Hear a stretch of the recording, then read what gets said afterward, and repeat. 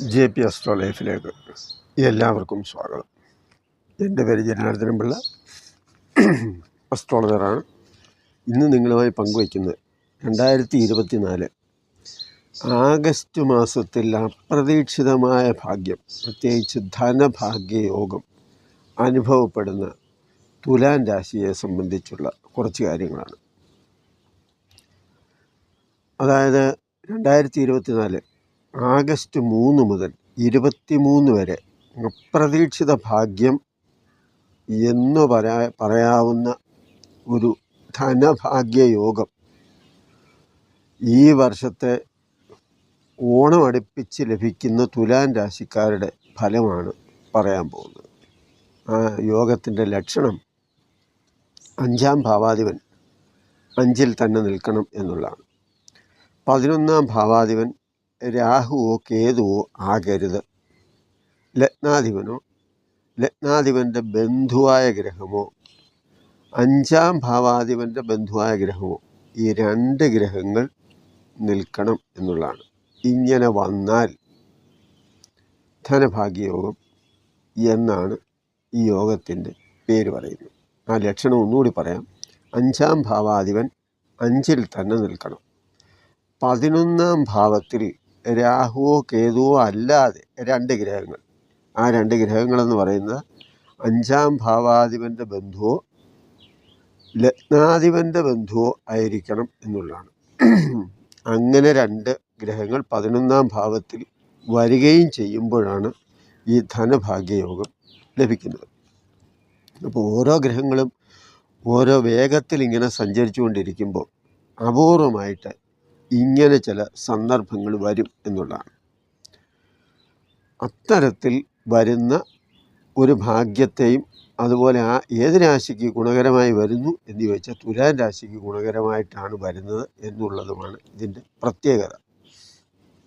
അപ്പോൾ ഇനി ഈ ലക്ഷണം എങ്ങനെയാണെന്ന് ചോദിച്ചാൽ തുലാം രാശിയുടെ ലഗ്നാധിപൻ ശുക്രനാണ്. ആ ശുക്രൻ 11-ാം ഭാവത്തിൽ നിൽക്കുന്നു എന്നുള്ളതാണ്. ഇത് ചിങ്ങൻ രാശിയാണ്. 5-ാം ഭാവാധിപൻ ശനിയാണ്. ഇത് മൂലത്രികോണ രാശിയിലാണ് നിൽക്കുന്നത്. കാരണം തുലാം രാശിയുടെ 5-ാം ഭാവാധിപൻ ശനിയാണ്. അത് മൂലക്ഷേത്രമായ കുംഭത്തിൽ നിൽക്കുന്നു എന്നത് ഒരു കാര്യം.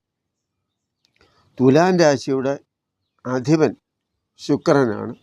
അത് 11-ാം ഭാവത്തിൽ നിൽക്കുന്നു എന്നതാണ് മറ്റൊരു ലക്ഷണം.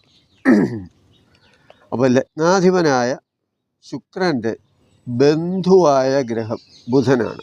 ആ ബുധൻ 11-ൽ സൂര്യനുമായിട്ട് യോഗം ചേർന്ന്, അതായത് സൂര്യനോട് ചേർന്ന് നിൽക്കുന്നു.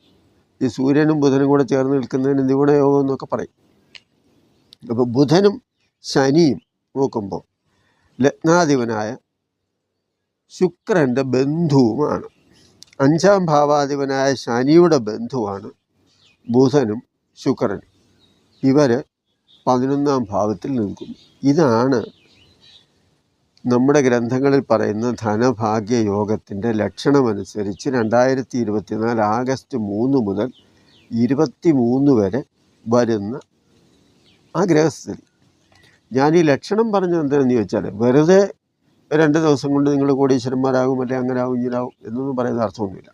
നിങ്ങളുടെ കയ്യിലൊരു പഞ്ചാംഗം ഇരിപ്പുണ്ട്, നിങ്ങൾക്കത് നോക്കാനറിയാം, അല്ലെങ്കിൽ ജ്യോതിഷത്തിൻ്റെ ബാലപാഠം നിങ്ങൾ പഠിച്ചിട്ടുണ്ട്. അങ്ങനെയൊക്കെ ഉള്ളവർക്ക് ഈ പറയുന്ന 2024 ആഗസ്റ്റ് 3 മുതൽ 23 വരെ ഇങ്ങനെ ഒരു യോഗം പഞ്ചാംഗം പരിശോധിച്ചാൽ ഉണ്ടാകാൻ സാധ്യതയുണ്ടോ എന്ന് നിങ്ങൾക്ക് തന്നെ പരിശോധിച്ച് നോക്കാവുന്നതാണ്. അപ്പോൾ ഈ യോഗത്തിൻ്റെ ഫലവും കൂടി പറയാം. അപ്പോൾ ഈ യോഗം ആഗസ്റ്റ് 1 മുതൽ ആഗസ്റ്റ് 23 വരെയുള്ള 23 ദിവസം ഫലം തരുന്നു എന്നുള്ളതാണ്. ആഗസ്റ്റ് 1-ാം തീയതി മുതൽ ആഗസ്റ്റ് 23 വരെയുള്ള ദിവസങ്ങളിൽ. അപ്പോൾ ഈ യോഗത്തിൻ്റെ ഫലമെന്ന് പറഞ്ഞാൽ അപ്രതീക്ഷിത ധനലാഭം എന്നാണ്. നിധിലാഭമെന്നും അവിചാരിതമായി പെട്ടെന്നുണ്ടാകുന്ന ധനലാഭമെന്നും ഒക്കെ പറയും. നഷ്ടപ്പെട്ടു എന്ന് വിചാരിച്ചിരിക്കുന്ന വസ്തുക്കൾ തിരികെ കിട്ടുക, സ്വർണമാകാം, വിലപിടിപ്പുള്ള വസ്തുവാകാം, പ്രധാനപ്പെട്ട രേഖയാകാം, മറ്റുള്ളവർ വാങ്ങിച്ച പണമോ സ്വർണമോ ലഭിക്കില്ല എന്ന് വിചാരിച്ചത് അപ്രതീക്ഷിതമായി തിരിച്ചു കിട്ടുന്നതാകാം, ഭൂമി സംബന്ധമായ രേഖയാകാം, വസ്തു വാങ്ങുന്ന കാര്യമാകാം. എന്ന് പറഞ്ഞാൽ ഒരിക്കലും നടക്കത്തില്ല എന്ന് വിചാരിച്ചിരുന്നത് മുടങ്ങിപ്പോയി എന്ന് കരുതിയ വിവാഹമാകാം, വീണ്ടും അത് നടപ്പിൽ വരുന്നു. തിരികെ വരില്ലെന്ന് കരുതി പിണങ്ങിപ്പോയ ഭാര്യയോ ഭർത്താവോ തിരികെ വരുന്നതുമാകാം, ലോട്ടറി ഭാഗ്യവുമാകാം.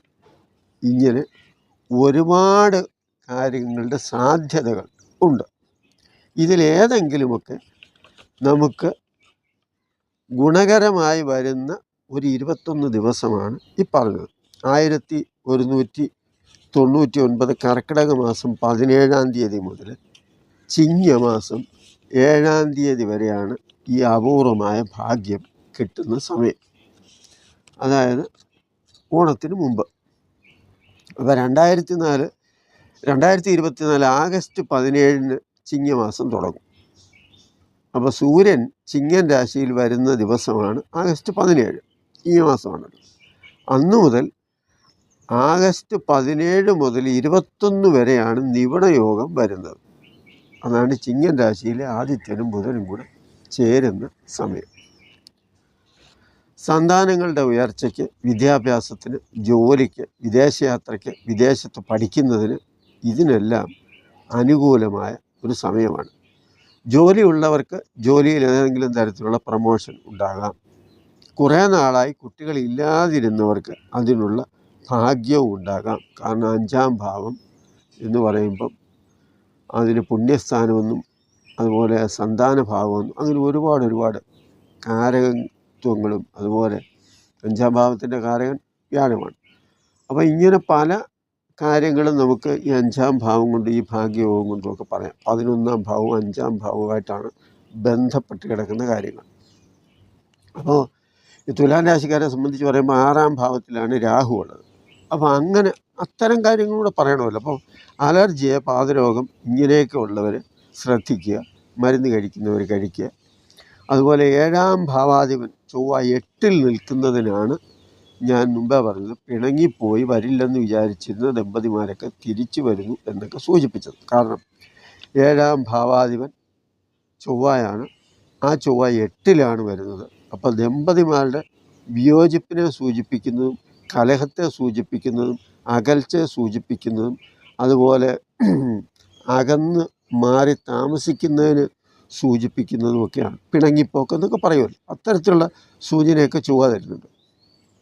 അതുപോലെ 7-ാം ഭാവാധിപൻ 8-ൽ നിൽക്കുക എന്ന് പറഞ്ഞാൽ എന്തെങ്കിലും ഒരു വഴി നമ്മൾ ഉദ്ദേശിച്ച് അതനുസരിച്ച് മുന്നോട്ട് പോകാൻ തീരുമാനിക്കുമ്പോൾ അതിലൊരു മുടക്കം വരുന്നതും ഈ 8-ലെ ചൊവ്വയുടെ കാരണം കൊണ്ടാണ്. ആ സാമ്പത്തികമായ പ്രയാസം അനുഭവിച്ചുകൊണ്ടിരുന്നവർക്ക് അതിനൊക്കെ കുറച്ച് ആശ്വാസം കിട്ടുന്ന ഒരു സമയം കൂടിയാണ് ഇത്. കടം വീട്ടാനും ഓണക്കാലം വലിയ സാമ്പത്തിക പ്രശ്നങ്ങളൊന്നുമില്ലാതെ ആഘോഷിക്കാനുമുള്ള അവസരമുണ്ടാകുന്നു എന്നതാണ് ഒരു പ്രധാന കാരണം. കാരണം തുലാം രാശിക്കാരെ സംബന്ധിച്ച് അവർക്ക് ഒരുപാട് ഗുണങ്ങളുണ്ടാകുന്നു എന്നുള്ളതാണ്.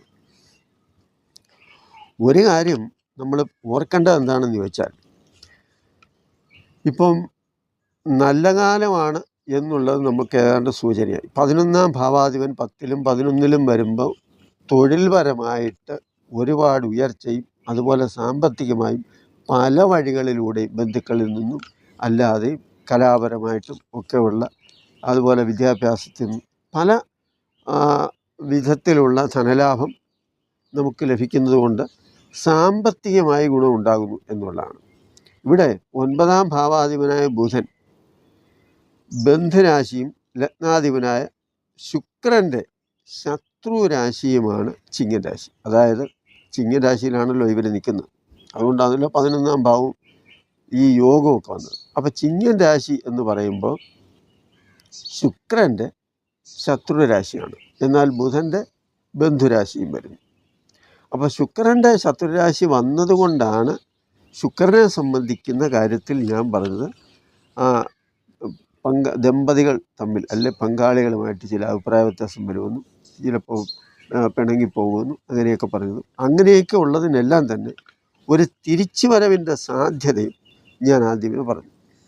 പിന്നെ 8-ലെ ചൊവ്വായും 11-ലെ ശുക്രനും അതിൻ്റെ ദേവീ സാന്നിധ്യം നമ്മൾ പരിശോധിക്കുമ്പോൾ, ദേവസാന്നിധ്യം നമ്മൾ പരിശോധിക്കുമ്പോൾ ദേവീ സാന്നിധ്യത്തെ സൂചിപ്പിക്കുന്ന ഗ്രഹങ്ങളാണ്.